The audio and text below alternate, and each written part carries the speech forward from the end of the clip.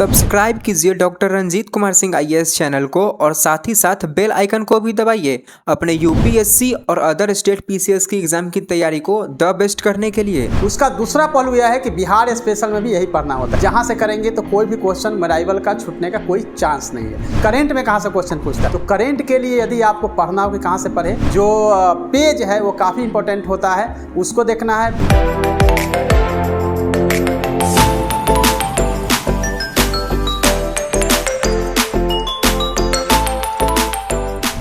67 BPSC के लिए आपके पास बचे हुए हैं बस 15 से 16 दिन और आप सभी जो है वो टेंशन में है कि किस तरह से प्रिपरेशन करें। हमारे पास सुबह से लेकर शाम तक हज़ारों कॉल्स आते हैं और मैं चूँकि जॉब में हूँ, मेरे पास समय नहीं होता है आपको पढ़ाने के लिए, फिर भी मैंने समय निकाल के सोचा कि आपको थोड़ी सी गाइड की जाए, क्योंकि यूट्यूब पे तो हज़ारों कंटेंट अवेलेबल है। फिर भी मैंने सोचा अपनी तरफ से आप लोगों को कुछ बताऊँ।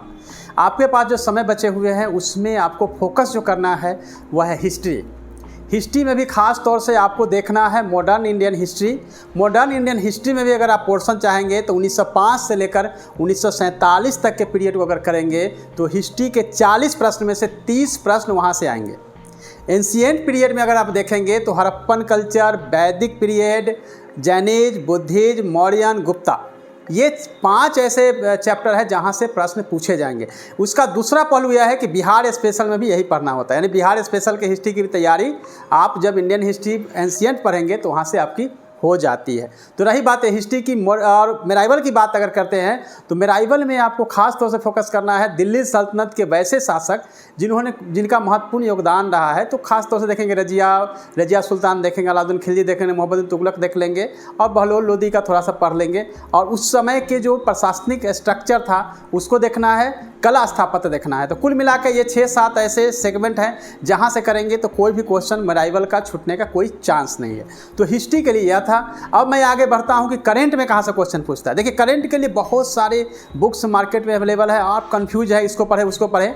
करेंट के लिए खास तौर से ध्यान रखना है कि जो नेशनल करेंट्स है, इंटरनेशनल करेंट्स, जिसका प्रभाव भारत और बिहार पे पड़ता हो वैसे क्वेश्चन होंगे। लेकिन खास तौर से पुरस्कार अवार्ड से क्वेश्चन आना ही आना है। खेल कूद से जो नेशनल लेवल के हैं, इंटरनेशनल लेवल के जो गेम्स हैं उससे क्वेश्चन आने ही आने हैं। लेकिन उसमें यह ध्यान रखना है कि यदि भारत ने उसमें अच्छे अचीवमेंट हासिल किए हों तो ही वहाँ से प्रश्न पूछे जा सकते हैं। तो यह देखना है। अभी हाल में 1 साल में बहुत सारे रिकॉर्ड्स बने हैं। आप देखें कॉमनवेल्थ में भी बहुत सारे ऐसे मेडल्स हमारे पास आए हैं, तो वो सब आपको याद कर लेना है। लेकिन पुरस्कार के हिसाब से देखेंगे तो पुरस्कार लगभग जो है 200 से ज़्यादा है। लेकिन जो इम्पोर्टेंट पुरस्कार होते हैं वही पुरस्कार जो है आपसे पूछे जाएंगे। तो यह इस बात का आप ध्यान रखेंगे। करेंट में जो है आपको हो सकता है कि कई बार किसी देश के जो सम्मेलन हुआ वहाँ के बारे में पूछा जाए, सम्मेलन कहाँ पे हुआ है यह पूछा जा सकता है। भारत का कुछ एजेंडा होगा तो उससे रिलेटेड, चूँकि 1 लाइनर क्वेश्चन होता है। तो करेंट के लिए यदि आपको पढ़ना हो कि कहाँ से पढ़े तो परीक्षा मंथन द बेस्ट है, वहाँ से आप पढ़ लीजिए। और अभी जो है उसको ख़त्म करने के लिए आपको मैक्सिमम 3 दिन समय देना है और 1 दिन फिर रिविज़न करना है। तो करेंट आपकी पूरी तैयारी हो जाएगी। बिहार स्पेशल की बात करें तो बिहार स्पेशल में आपको केबीसी नैनो की बुक पढ़नी है। केबीसी नैनो में भी आप देखेंगे बहुत मोटी नहीं है। केबीसी नैनो में खास तौर से बिहार स्पेशल में आपको बिहार का ज्योग्राफी का पार्ट, बिहार का इकोनॉमिक सर्वे, बिहार का बजट, लेकिन सर्वे और बजट दोनों जो है इस साल का पिछले साल के आपको नहीं जाना है। और कहाँ से करेंट पढ़ना है तो करेंट के लिए जो मैंने आपको बताया कि परीक्षा मंथन का आपको करना है वो आपको पहले ही बता चुके हैं। बिहार स्पेशल के केबीसी नैनो करना है जो बताया। लेकिन बिहार स्पेशल में आप याद रखें कि शुरू का जो 3 पेज का होता है जिसमें कि बड़ा छोटा, जनसंख्या के हिसाब से कौन बड़ा है कौन छोटा है, 1 2 3 तक आपको याद रखना है। छोटा कौन है, बड़ा कौन है, लिंगानुपात के हिसाब से कौन सा है। तो यहाँ से 3 से 4 क्वेश्चन बिहार स्पेशल में आता है। यानी कि शुरू के 3 जो पेज है वो काफ़ी इंपॉर्टेंट होता है, उसको देखना है। बिहार की जो एग्रीकल्चर है उसको देखना है, कौन सी फसल कब बोई जाती है, क्योंकि सभी लोग गांव से मैक्सिमम है तो उनको इसमें कोई समस्या नहीं आएगी। तो बिहार स्पेशल के लिए एमसीक्यू बनाइए, करेंट के लिए भी एमसीक्यू आप बना सकते हैं। चौथा सेक्शन जिसके बारे में बताने जा रहा हूँ वो है साइंस।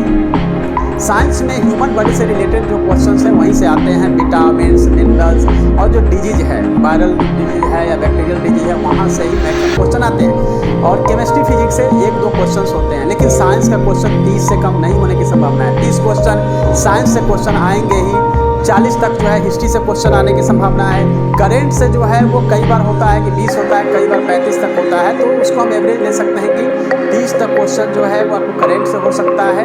तो इस हिसाब से अगर देखेंगे तो आपके पास बिहार स्पेशल से लगभग 30 के आसपास, तो 120 का रेंज जो है वो पूरा आपको 4 चैप्टर करता है। आप कहेंगे कि अब बाकी जो पॉलिटी है, ज्योग्राफी है, इकोनॉमी है, उसका क्या करें, मैथ है क्या करें।